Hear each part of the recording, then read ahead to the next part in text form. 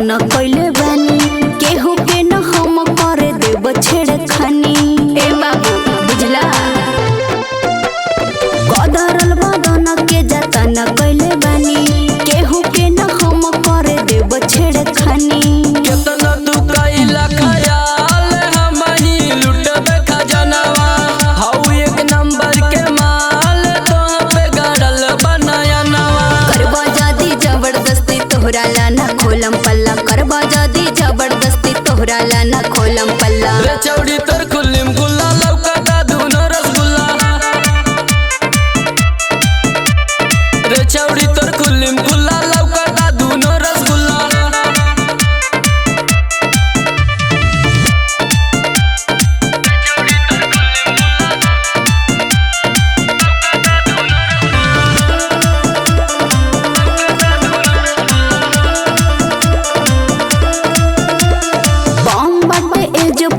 Hedge कर बाबू कर बरा दास रख दिलवा पे काबू। ए बाबू कम बाटे एज पर हेज कर बाबू कर बरा दास रख दिलवा पे काबू।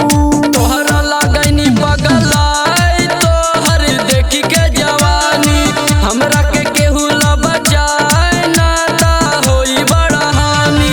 गोविंद वीरेंद्र तोहर चाबी में लगाइम छल्ला गोविंद वीरेंद्र तोहर चाबी में लगाइम छल्ला। रे चौड़ी